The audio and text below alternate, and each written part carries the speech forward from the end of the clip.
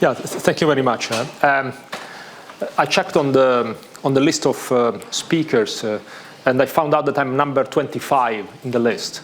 Right, and then there is only one more speaker after this. So I took a decision of minimizing in the interest of, I know that there is a mind saturation about corporate messaging here. So I promise I'll limit to a bare minimum. Okay, some information around really some of our activities that we have at Dupont in the area of energy, renewable energy, in fact, particularly related to mostly photovoltaic, and a little bit linking it very much with the previous speaker on batteries as well. So let me start with the next chart. By framing a little bit, when we talk about energy in general, putting the various activities that companies and universities have around energy in the bigger context of where the challenges are. And I'll use, I'd like you to focus the attention on the little chart in the chart, on the right-hand side of this chart, okay, which says that the title is, what are the humanity's top 10 problems for the next 50 years? And actually, that's not my chart. It's a chart which is at least 15 years old. I was in a conference once in Florida, and I didn't know the speaker other than the fact that he was the inventor. He was actually a Nobel Prize winner. He was the inventor of the buckyballs. This morning we heard from Alan. Okay, the buckyballs were Alan, I don't think he's here anymore, right? No, so he was in the chart on the right-hand side. Very high science, but very little market relevance. That's where the buckyballs are still sitting today. And I don't know if it's because of this that Richard Smalley, who unfortunately deceased since then, was talking about a totally different topic. Okay, he was talking about, he showed this chart and he said, why energy? Essentially, he rationalized why the biggest challenge of humanity today is actually energy. And one of the key messages that I still remember from that 10 plus years old presentation that he gave was the fact that if we are able to solve the energy challenges that we have, that will trickle down a whole bunch of positive, through a domino effect, factors. Not only we're going to be able to solve the energy challenges and therefore give to ourselves prosperity really and sustainability, but also fix the water challenges, problems, access to food, and ultimately all gain prosperity and therefore limit the social challenges that we have down to terrorism and wars. If you're interested in this way of thinking, I encourage you, as he did for me, okay, at that time, to build up your own opinion. You can find that chart still on the internet today, still available, despite the fact that he died several years ago. And actually, that was one of the reasons why personally and through a little bit of company-related circumstances, actually, when I started to work in the energy field, I got a passion, I got a reason for doing that, which in many cases was related to this topic here. It is a topic where if you are able to solve it, despite all the challenges that we have, which now I'll touch upon, we will all gain, okay, in terms of prosperity and happiness and well-being. The challenges, however, are there, right? And one of them really has to do with the fact that we live in a situation where the demand for energy continues to increase. In many cases, mostly linked to population growth. And if you look at carefully at this chart, you see that there is two curves. One with a low slope, which is the growth in energy demand from OECD countries, read more developed countries, and the other curve, which is the one that has the higher level of slope, is the one of the demand of energy from non-OECD countries, which really means that the requirements that we currently see and we will see in the future for energy demand are actually will be coming from mostly the third world countries, underdeveloped countries, which is actually where also challenges in terms of access to energy are, where, for example, through the lack of the infrastructure.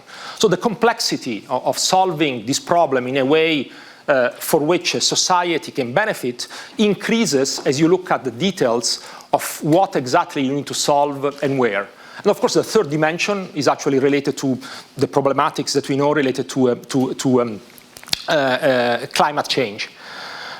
Yet, we need to figure out a way, to navigate through these complexities and find a solution that is more acceptable than the current trajectory that the one we are on today, which is certainly will lead us towards a wall.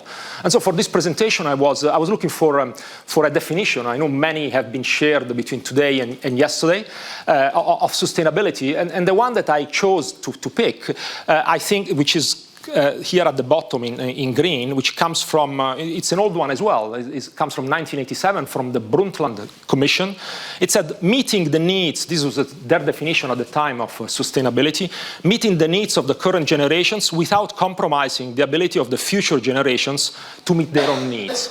Which, if you read between the lines, assumes and implies that there is, if you really want to walk the talk around this, not only an economic driver or set of drivers behind the choices that we all are making as business and technology leaders, but more and more there will be, if you want to walk the talk on sustainability, the need for societal drivers as well as environmental drivers. A very specific example came from the presentation from Avery Dennis, right? I mean, actually, this is why I also asked the question, the fact that consumers, are now prepared to pay a premium, for labels, is a change. Is a small change, but is a change in the attitude. And personally, I think that if you look at the younger generations, they have, given the environment that they see, right, which was totally different than the one where we were teenagers, they have a much higher level of sensitivity to societal and environmental impact than we have. So I think going forward, having the courage when we talk about sustainability to walk the talk on it and not only make decisions based on economic driver, but also sometimes take an economic loss, and to walk the talk on this and take into account the societal and environmental driver is actually something that longer term will serve also private companies well. I want to finish, this last, the conversation around this chart with the last comment. We are not there yet, obviously. I live in a country which is a small country, but prosperous country, in Geneva, Switzerland. Last week, there was, maybe some of you know, there was a popular vote. Of which the context was voting yes or no on driving the whole country to a footprint in terms of ecological footprint that by the year 2050 would be one, right? Essentially, affordability of the resources that you have, to run Switzerland. And the current state in Switzerland is 3x. So in other words, a small country and rich country like Switzerland currently uses, if you use the metrics of planetary boundaries or country boundaries, uses about 3x of the resources that they would afford to.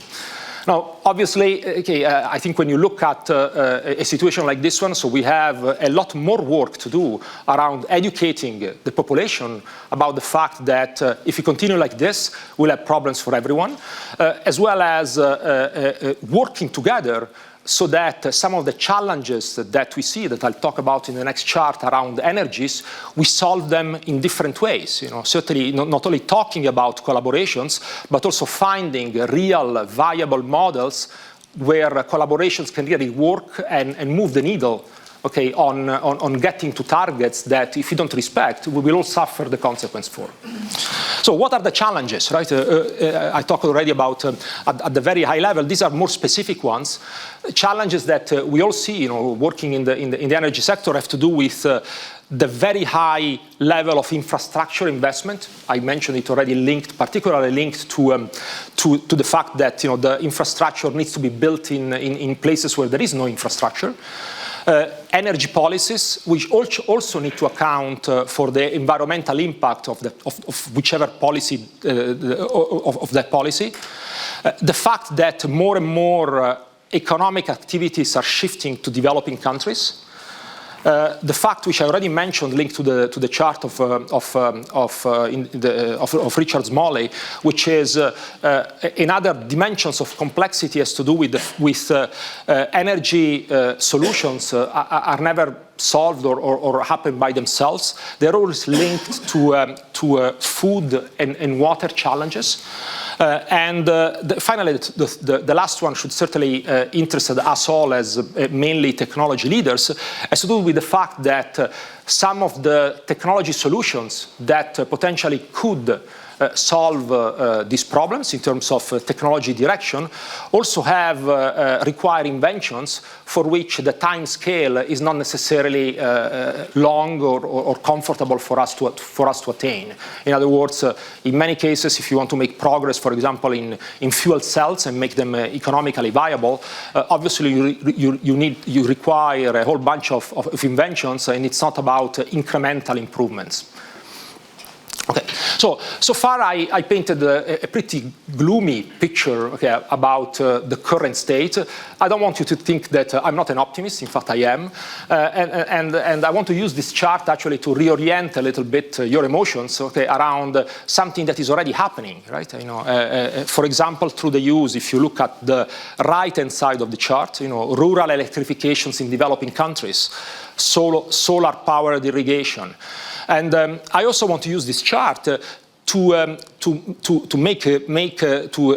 re-emphasize the point that when you have a solar panel like that one in a little village in Africa, you do not only solve energy-related issues, you solve, like the point I made with the first chart, a whole bunch through a positive domino effect. Problems that people, millions of people, and probably billions of people still have around health. You solve the problem that you bring up the level of education of people that otherwise do not have any means to read a book. You solve the problem about water access and hygiene, as well as, of course, the problem of availability of crops for agriculture. So that's why I made before the comment around the complexity of the challenges. However, the opportunity that the solution of the challenges can offer, okay, if we are able to find viable options, technology options. Okay.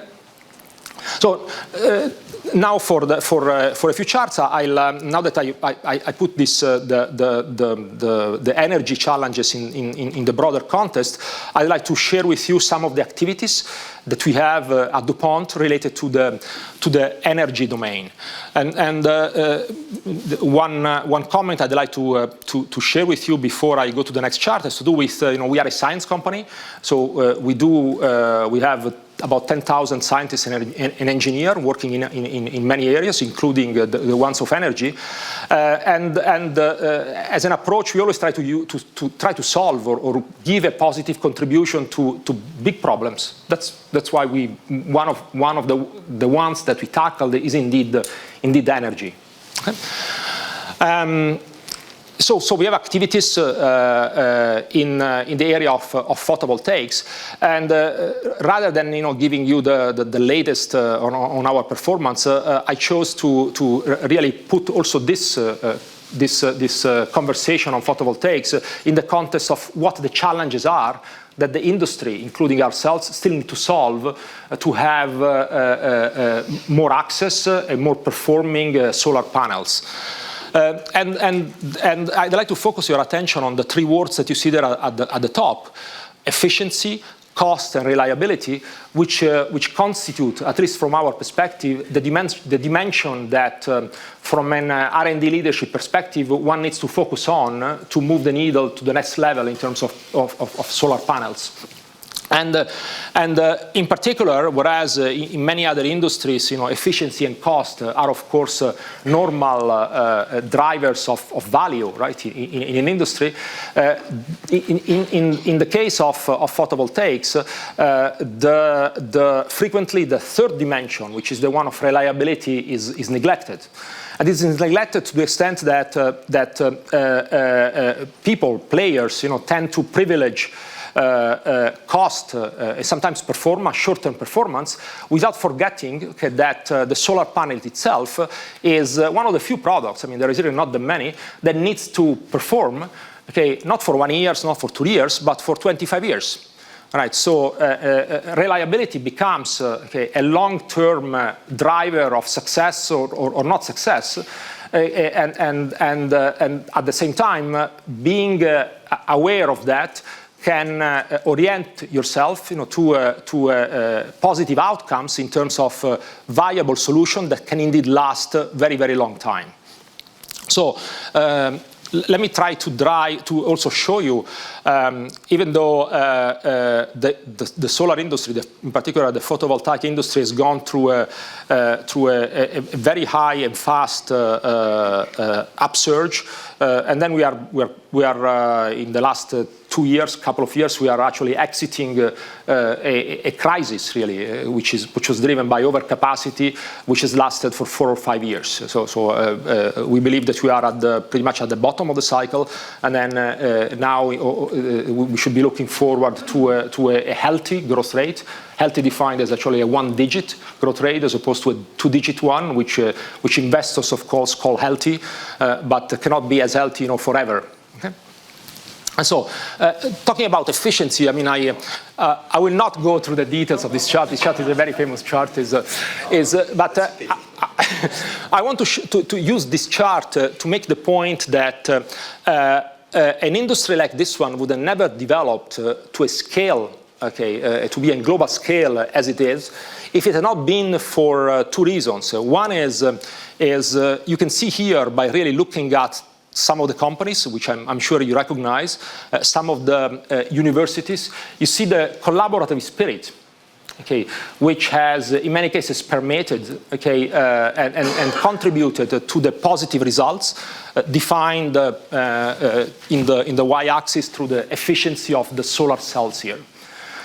And you can also see that it's a situation, there has been a situation through which the industry has developed where several technology platforms, a little bit one different than the other, have been moving forward in parallel, which are identified by the color codes here, the purple, green, and orange and blue.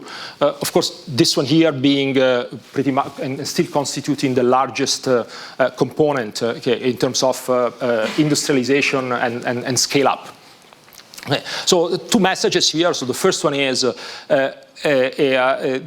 multiple teams, both in the private sector as well as in the academic sector, having contributed to a fast improvement in efficiency performance, which really created an industry, a large-scale industry, in a relatively short amount of time. You can compare the growth of photovoltaics with the lack of growth of another energy option, fuel cells, for example, where for a variety of different challenges, this type of dynamics is not developed.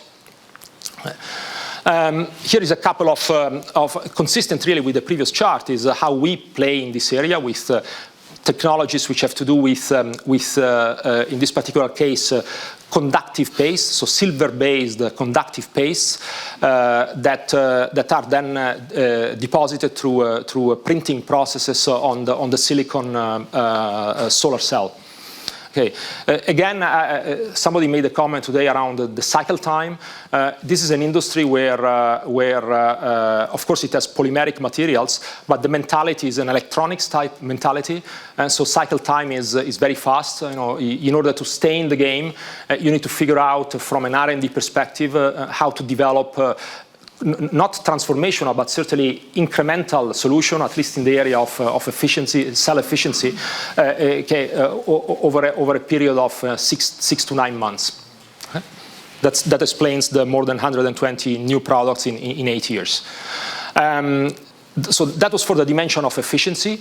This is for cost, right? The cost sensitivity of the industry is extremely high, and cost is frequently focused by many players on cost of the components of the cell, and the components of the module. Personally, I think that a lot of upside in cost reductions will come in the future around trying to figure out how to use creativity and innovation to install the solar panels themselves, where a lot of cost, primarily related to the labor cost and the complexities that go into having to take relatively heavy items of commerce and then put them on typically on roofs or travel long distances where in desert type areas so these are the challenges. A lot of opportunities actually here for the chemical industry, personally I believe, through materials, to polymeric materials, and a lot of challenges too related to the fact that for items of commerce that need to stay, need to be performing 25 years, there is a lot of scrutiny, okay, which is being given by investors essentially to changes of materials. So in other words, if you come with a potentially winning material, and you go to a bank or to a large-scale investor, and you need to do that because another challenge that the energy sector has is that it's very heavy on capital investment, on upfront investment. And so a solar park where whichever company invests $100 million, $200 million, you can expect that the incumbent technology is generally going to be favored, okay, versus coming up with a radically new technology for which a demonstration on a large scale is not there. Now, that's the challenge.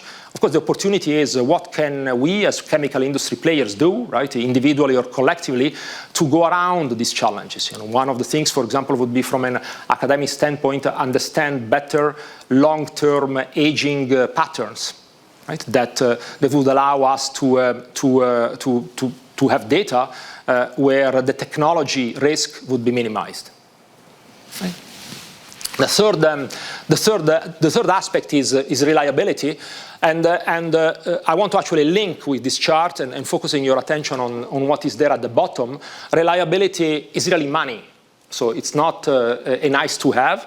Reliability, certainly in this sector, means that if you are, and once you have done investments in the tens or hundreds of millions of dollars, and you see, because of whatever reason, your panel or your panels not being reliable, sort of failing from a materials perspective, then the efficiency of your solar plant will suffer, and therefore it will have cost implications which are larger as the installations are. However, the good news is that as much as the technology has developed very, very fast, if you choose the right materials and if you assemble them in the right way, okay, you have a very reliable, very environmentally friendly source of energy that can last essentially a long time. Here is I've chosen a picture of which comes from Japan, a little town next to Osaka, and it's Japan, in fact, together with, as we all know, in Germany, have been the two countries for which sustainability, really, they've walked the talk on sustainability by choosing through the framework and the incentives that they're given to players in the industry, taking and therefore an economic hit, okay, to foster the industry and the development of the industry, and clearly it has paid off.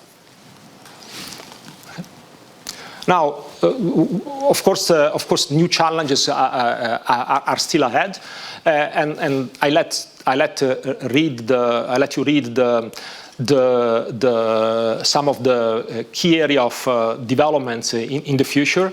There is a lot of excitement really in the industry around the new cell technology that could move the efficiency performance further.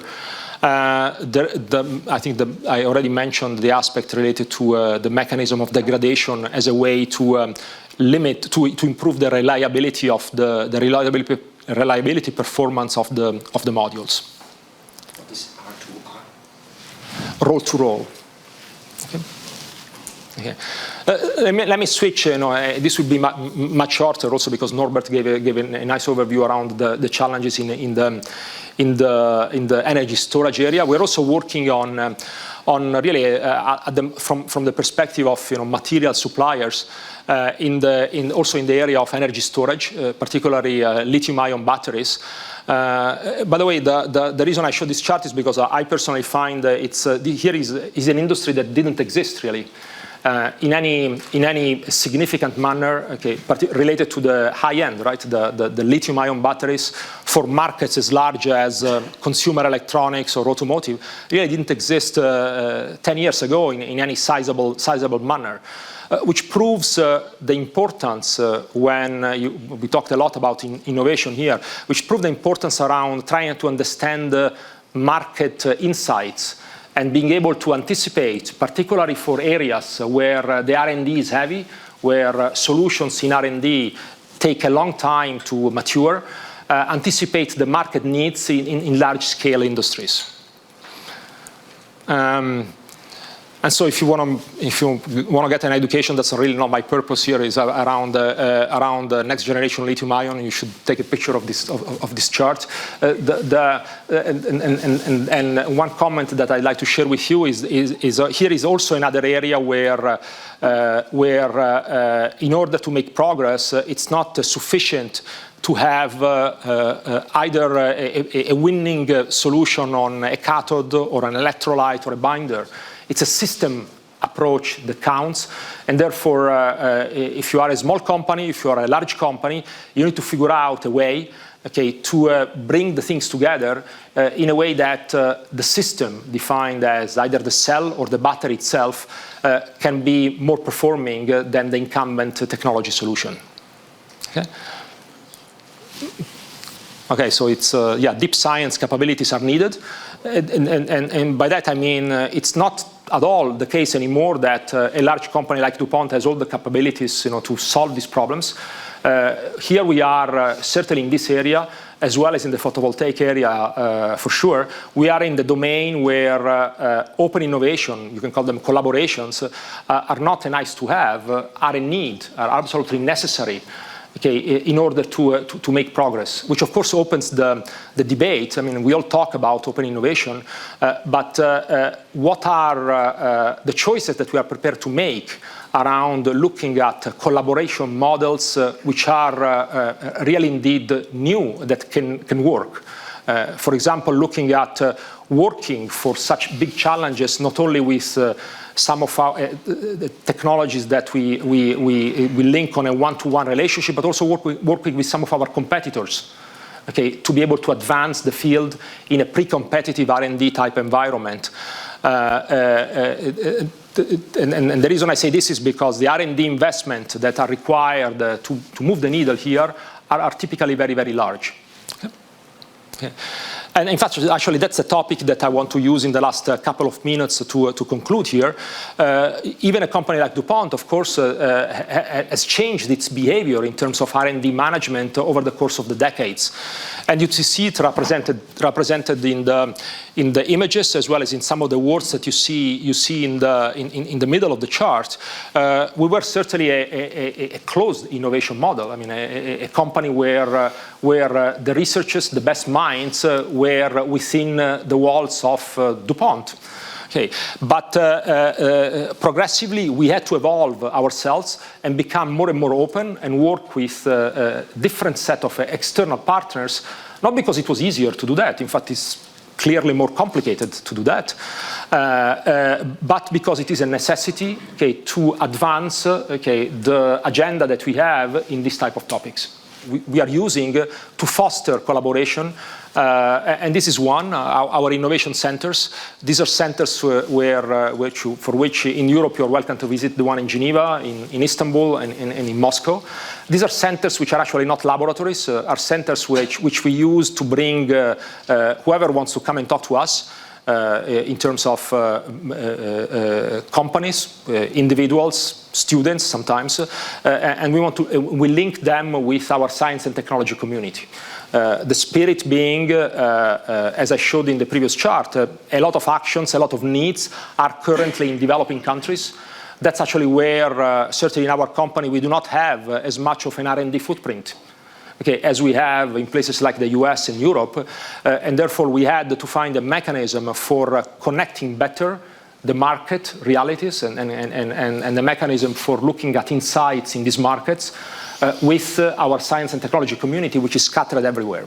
So these centers are centers which more and more are helpful to us in understanding the insights and providing, of course, for those specific geographies, targeted solutions. Okay.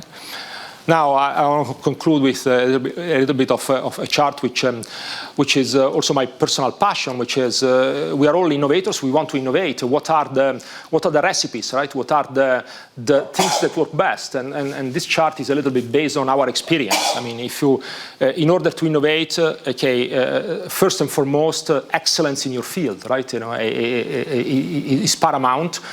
We are, after all in the chemical industry, technology-driven players. Flexibility and interdisciplinary approaches, which links to being willing to find collaboration models which sometimes are not only and exclusively linked to economic drivers. And then, of course, creativity and collaboration as key ingredients. For not necessarily for a sure success, but as necessary for increasing the probability of success in the innovation endeavors. So that's as much as I wanted to share with you. Thank you very much. And I hope, despite this is the end of the day, it was not too boring. Okay? No, it wasn't. Thank you. Do you have any question? Yes. Hello, very interesting, very interesting. I have two questions, actually. The first one is, you mentioned this vote about reducing the footprint to 1, but I don't think you said what the result was. Oh, it was negative. They didn't. They didn't. They rejected it. Okay. Oh, sorry, yeah. In fact, they rejected it by 2 to 1. Okay, sustainability in the consumer mind can progress. Yeah.